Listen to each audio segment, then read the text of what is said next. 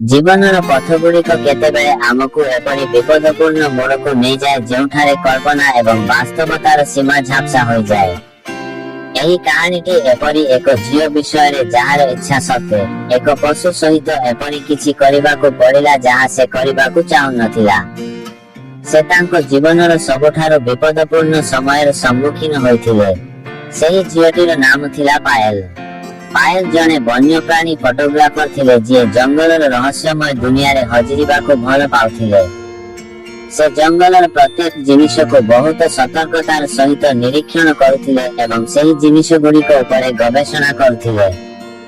Camera ତାଙ୍କ ହାତରେ ଏକ ଯାଦୁ ବାଡ଼ି ପଡ଼ିଥିଲା, କିନ୍ତୁ ଗୋଟିଏ ଦିନ ତାଙ୍କର ଏହି ଆଗ୍ରହ ତାଙ୍କ ସମଗ୍ର ଜୀବନର ସବୁଠାରୁ ବିପଦପୂର୍ଣ୍ଣ ମୁହୂର୍ତ୍ତ ପ୍ରମାଣିତ ହେଲା। ତାଙ୍କର ଆଗ୍ରହ ତାଙ୍କୁ ଏପରି ଏକ ସ୍ଥାନକୁ ନେଇଗଲା ଯେଉଁଠାରୁ ଫେରିବା ରାସ୍ତା ସହଜ ନଥିଲା। ଏହା ସବୁ ସେହି ଦିନ ଆରମ୍ଭ ହୋଇଥିଲା ଯେତେବେଳେ ପାୟଲ ଏକ ଘନ ଜଙ୍ଗଲରେ ପ୍ରବେଶ କରିଥିଲେ। ସେହି ଜଙ୍ଗଲ ଦେଖିବାକୁ ବହୁତ ସୁନ୍ଦର ଏବଂ ଘନ ଥିଲା। ସେଠାକାର ସବୁଜିମା, ବନ୍ୟପ୍ରାଣୀଙ୍କ ଶବ୍ଦ ଏବଂ ଅଜଣା ଜିନିଷ ତାଙ୍କୁ ଆକର୍ଷିତ କରୁଥିଲା। ପକ୍ଷୀର ଫଟୋ ଉଠାଇବା ସମୟରେ ସେ ଜଙ୍ଗଲ ଭିତରେ ଏତେ ଗଭୀରକୁ ଚାଲିଗଲା ଯେ ସେ ରାସ୍ତା ଭୁଲିଗଲା। କିଛି ସମୟ ପରେ ଅନ୍ଧାର ହେବାକୁ ଲାଗିଲା ଏବଂ ଆକାଶରେ ମେଘ ପଡ଼ିବା ଆରମ୍ଭ ହେଲା ଏବଂ ହଠାତ୍ ପ୍ରବଳ ବର୍ଷା ଆରମ୍ଭ ହେଲା। ପାଣିର ଟୋପା ବହୁତ ଦ୍ରୁତ ଗତିରେ ପଡୁଥିଲା ଯାହା ଜଙ୍ଗଲରେ ଏକ ଅତ୍ୟନ୍ତ ବିପଦପୂର୍ଣ୍ଣ ଶବ୍ଦ କରୁଥିଲା ଏବଂ ଏହି କାରଣରୁ ପାୟଲ ବହୁତ ଭୟଭୀତ ଅନୁଭବ କରୁଥିଲା। ପାୟଲର ପୋଷାକ ସମ୍ପୂର୍ଣ୍ଣ ଓଦା ହୋଇଗଲା। ତାର କେଶ ଚିପିଗଲା ଏବଂ ଥଣ୍ଡା ତା ହାଡ଼ରେ ପ୍ରବେଶ କରିବାକୁ ଲାଗିଲା। ସେ ବହୁତ ଥର ଥରୁଥିଲା। ତାର ଦାନ୍ତ ଶବ୍ଦ କରୁଥିଲା। ଜଙ୍ଗଲର ପ୍ରତ୍ୟେକ କୋଣ ବହୁତ ଭୟଙ୍କର ମନେ ହେଉଥିଲା। ସମୟ ବିତିବା ସହିତ ବର୍ଷା ଆହୁରି ତୀବ୍ର ହୋଇଗଲା। ପାୟଲ ଚାରିପାଖକୁ ଚାହିଁଲା କିନ୍ତୁ କୌଣସି ସ୍ଥାନରୁ କୌଣସି ଆଶ୍ରୟ ପାଇଲା ନାହିଁ। ଥଣ୍ଡା ଯୋଗୁଁ ତାର ଶରୀର ନିଷ୍କ୍ରିୟ ଅନୁଭବ କରିବାକୁ ଲାଗିଲା। ତାପରେ ସେ ଦୂରରେ ଏକ ପୁରୁଣା କୁଡ଼ିଆ ଦେଖିଲା। କୁଡ଼ିଆଟି ବହୁତ ମଇଳା ଦେଖାଯାଉଥିଲା, କିନ୍ତୁ ସେତେବେଳେ ଏହା ସ୍ୱର୍ଗଠାରୁ କମ୍ ନଥିଲା। ପାୟଲ ଦ୍ରୁତ ଗତିରେ ଦୌଡ଼ି କୁଡ଼ିଆ ଭିତରକୁ ପ୍ରବେଶ କଲା। କୁଡ଼ିଆ ଭିତରେ ଦୃଶ୍ୟ ବହୁତ ନୀରବ ଥିଲା। ସେତେବେଳେ କୁଡ଼ିଆଟି ସମ୍ପୂର୍ଣ୍ଣ ଖାଲି ଥିଲା। ତା ଭିତରେ କେବଳ ଏକ ପୁରୁଣା ଖଟିଆ ପଡ଼ିଥିଲା ଏବଂ ଏକ ଟେବୁଲ ଉପରେ ଧୂଳି ଆଚ୍ଛାଦିତ ବୋତଲ ରଖାଯାଇଥିଲା। ସେଠାରେ କୌଣସି ମଣିଷ କିମ୍ବା କୌଣସି ପଶୁ ନଥିଲେ। କେବଳ ପବନର ସିଟି ଏବଂ ବାହାରେ ବର୍ଷାର ଶବ୍ଦ ତାକୁ ବହୁତ ଡରାଇ ଦେଉଥିଲା। ତାର ପୋଷାକ ପାଣିରେ ଭିଜି ଯାଇଥିଲା ଏବଂ ପବନର ଥଣ୍ଡା ତାକୁ ଅସୁସ୍ଥ କରି ପକାଉଥିଲା। ସେ ବୋତଲଟିକୁ ଚାହିଁଲା। ଏହା ପୁରୁଣା ଏବଂ ବହୁତ ଅଦ୍ଭୁତ ଦେଖାଯାଉଥିଲା, ଯେପରି ଏହା ଶତାବ୍ଦୀ ଧରି ସେଠାରେ ରଖାଯାଇଥିଲା। ତାଙ୍କର କୌତୂହଳ ତାଙ୍କୁ ବୋତଲଟିକୁ ଉଠାଇବାକୁ ବାଧ୍ୟ କଲା।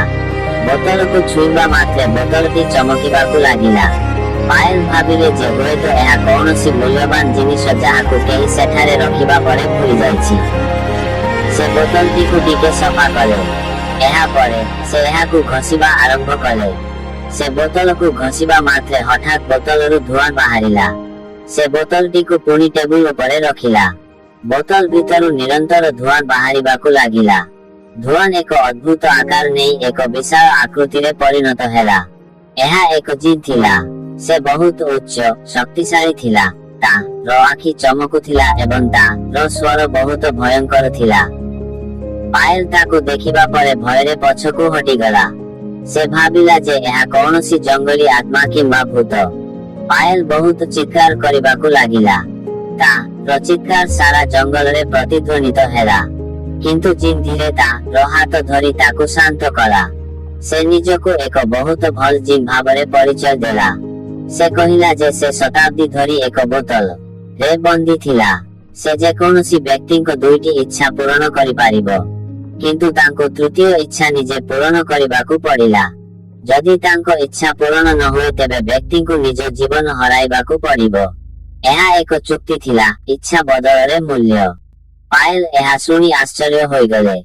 ସେ ଭାବିବାକୁ ଲାଗିଲେ ଯେ କେଉଁ ଜିନ୍ ଯିଏ ନିଜେ ନିଜ ଇଚ୍ଛା ପୂରଣ କରିପାରେ ନାହିଁ ଏବଂ ଜଣେ ମଣିଷର ସାହାଯ୍ୟ ମାଗେ। ଜିନ୍ କହିଲା ଯେ ତାଙ୍କର ତୃତୀୟ ଇଚ୍ଛା ତାଙ୍କ ସ୍ୱାଧୀନତା ସହିତ ଜଡ଼ିତ। ବୋତଲରୁ ମୁକ୍ତ ହେବା ପାଇଁ ତାଙ୍କୁ ଜଣେ ମଣିଷର ସାହାଯ୍ୟ ଆବଶ୍ୟକ। ପାୟଲ ଏହା ବିଷୟରେ ଅଧିକ ଚିନ୍ତା କଲେ ନାହିଁ ଏବଂ ତାଙ୍କର ପ୍ରଥମ ଇଚ୍ଛା କହିଲେ। ତାଙ୍କ ପୋଷାକ ଓଦା ଥିଲା ଏବଂ ସେ ଥଣ୍ଡା ଅନୁଭବ କରୁଥିଲେ। ସେ କହିଲେ ଯେ ତୁମକୁ ଏଠାରେ କିଛି ଗରମ ବ୍ୟବସ୍ଥା କରିବାକୁ ପଡ଼ିବ କାରଣ ମୁଁ ବହୁତ ଥଣ୍ଡା ଅନୁଭବ କରୁଛି ଏବଂ ମୋର ପୋଷାକ ମଧ୍ୟ ସମ୍ପୂର୍ଣ୍ଣ ଓଦା। ସେ ଚାହୁଁଥିଲେ ଯେ ଜିନ୍ତାପ ପାଇଁ କିଛି ବ୍ୟବସ୍ଥା କରନ୍ତୁ ଯାହା ଦ୍ୱାରା ତାଙ୍କ ପୋଷାକ ଶୁଖିଯିବ। ତାଙ୍କ କଥା ଶୁଣି ଜିନ୍ତାପ ମାରିଲା। ସେ ତାପ ମାରିବା ମାତ୍ରେ କୁଡ଼ିଆରେ ନିଆଁ ଜଳି ଉଠିଲା। ନିଆଁ ଜଳିବା ମାତ୍ରେ ସମଗ୍ର କୁଡ଼ିଆରେ ତାପ ବ୍ୟାପିବାକୁ ଲାଗିଲା। ପାୟଲ ନିଆଁ ଆଗରେ ତାଙ୍କ ପୋଷାକ ଏବଂ ଶରୀର ଶୁଖାଇ ଦେଲେ। ଏବେ ସେ ବହୁତ ଆଶ୍ୱସ୍ତ ଅନୁଭବ କରିବାକୁ ଲାଗିଲେ। କିଛି ସମୟ ପରେ ଯେତେବେଳେ ତାଙ୍କ ପୋଷାକ ଶୁଖିଗଲା ଏବଂ ସେ ଗରମ ଅନୁଭବ କଲେ, ସେ ତାଙ୍କର ଦ୍ୱିତୀୟ ଇଚ୍ଛା ପ୍ରକାଶ କଲେ।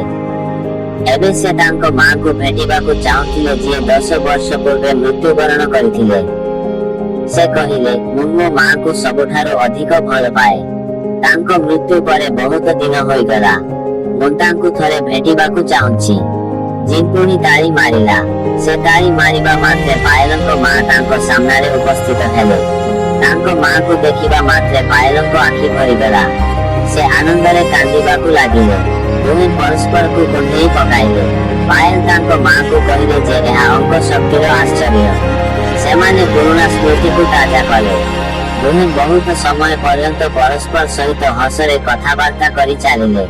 ପରସ୍ପର ସହିତ ସେମାନଙ୍କ ଦୁଃଖ ଏବଂ ଆନନ୍ଦ ବିଷୟରେ କଥାବାର୍ତ୍ତା କରି ସମୟ ବିତିଗଲା। ହଠାତ୍ ଜିନ୍ କହିଲେ ଯେ ଏବେ ତୁମର ସମୟ ସରିଗଲା। ପାୟଲ ପଚାରିଲେ, ଏହାର ଅର୍ଥ କଣ? ଜିନ୍ କହିଲେ ଯେ ସେ ଭେଟିବା ପାଇଁ ସମୟ ମାଗି ନଥିଲେ। ତେଣୁ ନିୟମ ଅନୁସାରେ କେବଳ ଗୋଟିଏ ଘଣ୍ଟା ଦିଆଯାଇଥିଲା। ଏବେ ମା ଫେରିଯିବେ। ପାୟଲ ଦୁଃଖୀ ହୋଇଗଲେ। ସେ ତାଙ୍କ ମାଙ୍କୁ କୁଣ୍ଢେଇ ପକାଇଲେ ଏବଂ ମା ଅଦୃଶ୍ୟ ହୋଇଗଲେ। ପାୟଲ ଏବେ ସତର୍କ ହୋଇଗଲା। ସେ ଭାବିଲା ଯେ ଭବିଷ୍ୟତର ଇଚ୍ଛା ପଚାରିବା ପୂର୍ବରୁ ତାକୁ ଭଲ ଭାବରେ ଚିନ୍ତା କରିବାକୁ ପଡ଼ିବ। କିନ୍ତୁ ସେ କିଛି କହିବାକୁ ଯାଉଥିଲା ମାତ୍ରେ ଜିନ୍ ତାକୁ ମନେ ପକାଇଦେଲା ଯେ ତାର 2ଟି ଇଚ୍ଛା ପୂରଣ ହୋଇଛି।